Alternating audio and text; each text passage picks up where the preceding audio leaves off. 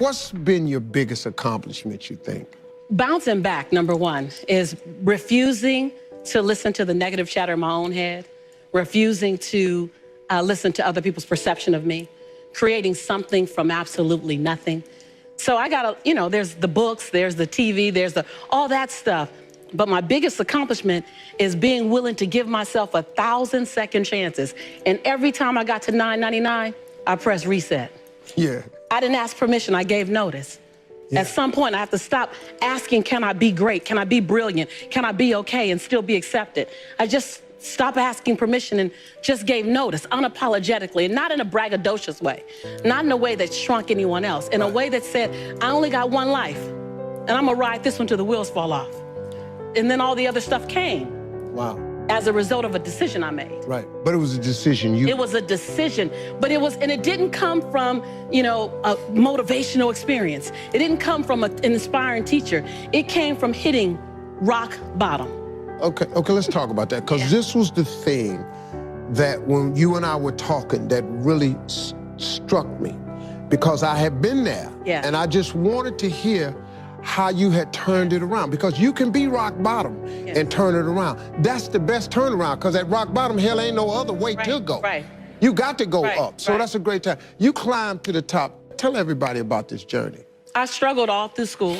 The last time I took English class, I got a fail. And my English teacher said I was the weakest writer she ever met in her entire life. The last time I took a speech class, same year, I got a D- in speech, and my speech teacher said, Lisa, quote unquote, I recommend you never speak in public, that you get a desk job. So that was the beginning of my life. That was my 19-year-old experience. And then I go on and I'm trying to figure it out. I was obedient. I went and got a job in accounting. I was in the collection department for 7 years. Y'all don't know, I'm dangerous to accounting. I'm just dangerous. And I'm in collections, and you know, you should never put a broke person in collections.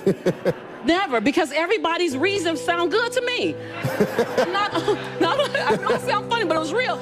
Not only did I say, girl, don't you worry about paying that, I'm gonna take your name off the list. Somebody went to jail because I was in I got fired from 5 different jobs. Yeah. And then I got pregnant with my son unexpectedly. And then at 8 months, my son's father went to prison. I had to get on government's assistance to have my baby. I was on WIC, Women, Infant, and Children, to feed my child. And when my son was 8 months old, I went to the ATM to get $20 out the bank because I didn't have any Pampers for him. And in order to get $20 out, you got to add $20 in. I had $11.42. And I still can't tell the story without getting emotional because it's my story. For 2 days, I had to wrap my son in a towel. But something happened, Steve, in those 2 days. I was at rock bottom. I was broke, and I was broken.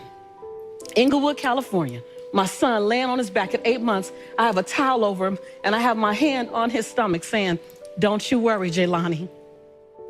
Mommy will never be this broke again. And I made a decision. I was bankrupt. And every stinking thinking I had, I was bankrupt in trying to protect my pride. I was bankrupt in trying to be all that in a bag of chips and a bowl of grits, falsified. I was bankrupt in trying to not ask anyone for help. I was bankrupt in everything that was holding me and keeping me where I was. I've always talked a good game, but I wasn't doing anything with my gift. And all that thing about potential, I was tired of having potential. I wanted to have my now. And I looked at that baby at 8 months and I said, I want to transform your life. Because you didn't ask to come into this chaos. As an African-American male child in South Central Los Angeles, with a single mother whose father's in prison, he had a 66% chance of going to prison himself. Not on my watch. Not on my watch. So if I have to be willing to drastically transform myself so that I can become the woman that I know I can be. Right. And that's what I began to do. I was radical. What did you do, Lisa? What did you do to change your life? First, I realized I couldn't grow with people who were struggling like me. That whole, I don't want to leave nobody behind. No, I don't want to stay with y'all. Right. You don't even want to be here.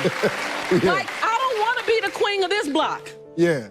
And I became okay with the fact that It doesn't make me any less committed to my community, committed to my culture, committed to my family. The best thing I can do for you is not stay here with you. That's right. When I got that, I went to places I'd never seen before.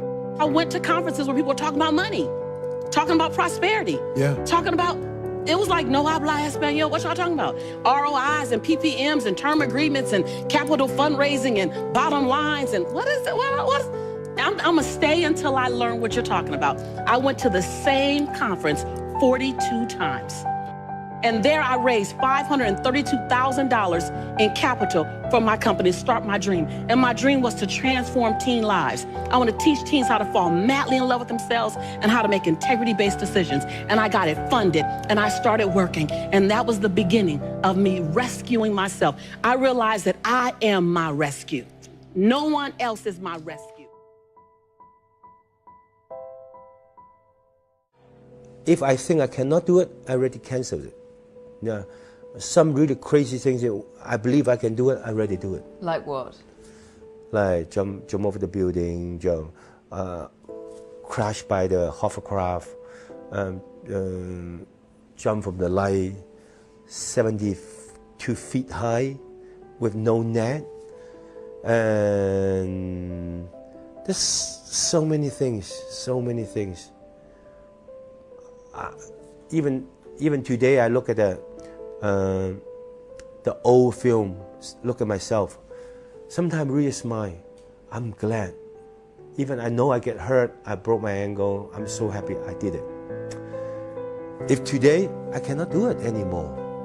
Yeah, so whatever you want to do, I always tell the students, whatever you do when you're young, do it. You might get hurt. Or you're learning a piano, you're learning a martial art. Between 10 or 20, 10 years, learn whatever you can. Those years, like me, I just do. 10 years later, now, forever, the things you learn or the success I have forever. Don't regret one day, I should do it right now. No, it's too late. Do it when you were young. I had 3 rules pretty much that I stuck with practically all the time. I'd learned these prior to coming to UCLA, and I decided they were very important. One was never be late. Never be late. Later on, I had certain things that I had the players, if we're leaving someone, they had to be neat and clean. There was a time when I made them wear jackets and shirts and ties, and then I saw our chancellor coming to school in denims and turtlenecks, and I thought it was not right for me to keep this other, so I let them they had to be neat and clean. And I had one of my greatest players that you probably heard of, Bill Walton. He came and gets the bus, we were leaving for somewhere and to play, and he wasn't clean and neat, so I would let him go. He couldn't get on the bus. He had to go home and get cleaned up to get to the airport if he could. So I was a stickler for that. I believed in that. I believe in time, very important. I believe you should be on time, but I felt at practices, for example, we start on time, we close on time. The youngsters didn't have to feel that we're going to keep them over. When I speak at coaching clinics, I often tell young coaches, in the coaching clinics, more or less, they'll be the younger coaches getting in the profession, and most of them are young, you know, and probably newly married. And I tell them, don't run practices late, because you'll go home in a bad mood, and that's not good for a young married man to go home in a bad mood. When you get older, it doesn't make any difference, but so I did believe on time. I believe starting on time, and I believe closing on time. And another one I had was not one word of profanity. One word of profanity, and you are out of here for the day. If I see it in a game, you're going to come out and sit on the bench. And the third one was never criticize a teammate. I didn't want that. I used to tell them I was paid to do that. That's my job. I'm paid to do it. Pitifully poor, but I am paid to do it. Not like the coaches today, for gracious sakes, no. It's a little different than it was in my day. But those are the 3 things that I stuck with pretty closely all the time. And those actually came from my dad, and that's what he tried to teach me and my brothers at one time. You are responsible for your life. I've known this. I've known this since The Color Purple. In 1985, I've probably told you the story when I did The Color Purple, but in 1985, I did The Color Purple. Prior to that, I had read the book, Larry. Now, this is when I got The Secret thing, but I didn't know it was called The Secret.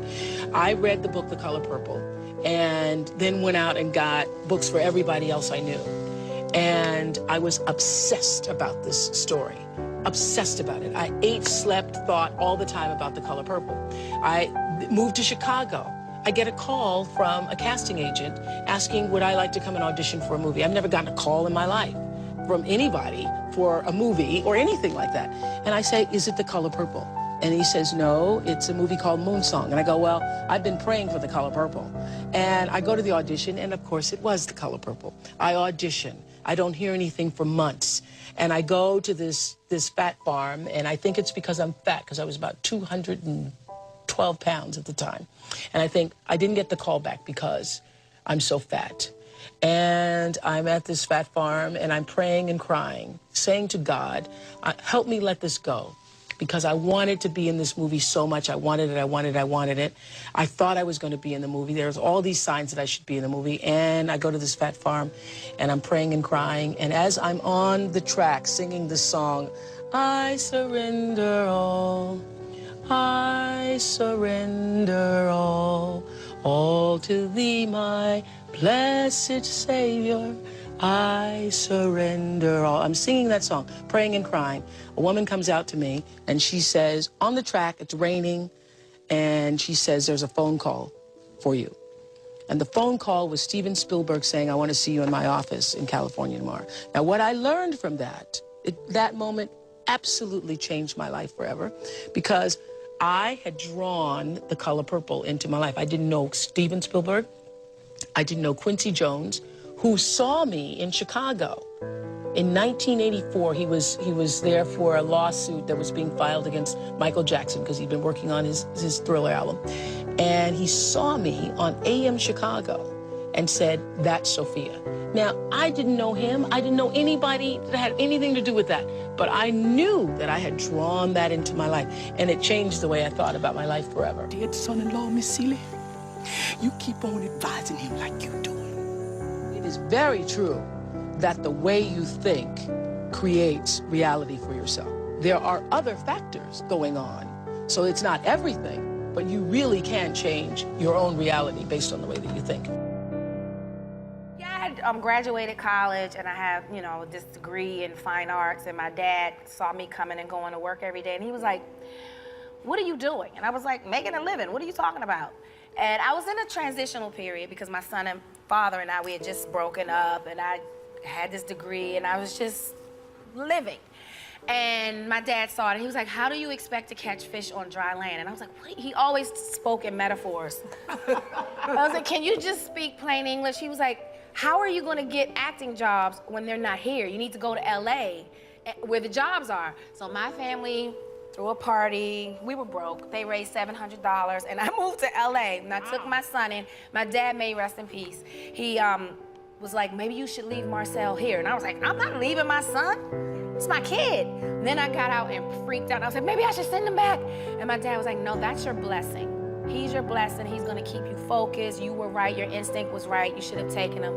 So $700. My son is now 21. He's in school now. He's in the So that's a good story. That's amazing.